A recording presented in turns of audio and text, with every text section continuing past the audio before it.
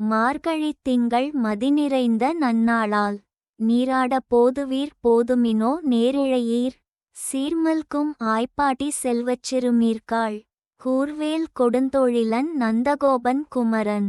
ஏரார்ந்த கண்ணி யசோதை இளஞ்சிங்கம் கார்மேனிச் செங்கண் கதிர்மதியம் போல் முகத்தான்.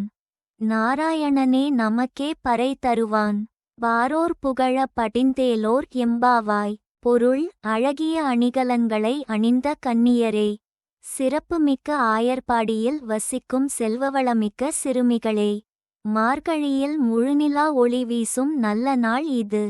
இன்று நாம் நீராடக் கிளம்புவோம்.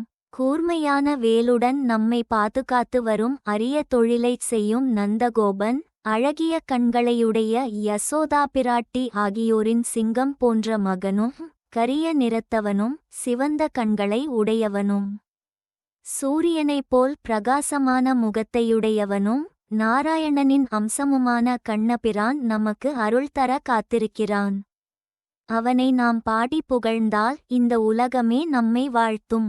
விளக்கம்: இந்த பாசுரத்தை ஆண்டாள் வைகுண்டத்தை மனதில் கொண்டு பாடுகிறாள். அதனால்தான் நாராயணனே பறை தருவான் என்கிறாள்.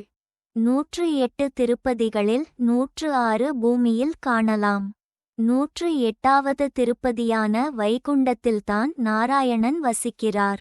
நாம் செய்யும் புண்ணியத்தை பொறுத்தே இந்த திருப்பதியை அடைய முடியும். இந்த பாடலை பக்தியுடன் படித்து தர்ம செயல்களை மட்டுமே செய்து வந்தால் நாமும் வைகுண்டத்தை அடைந்து பரந்தாமனுடன் கலந்து விடுவோம்.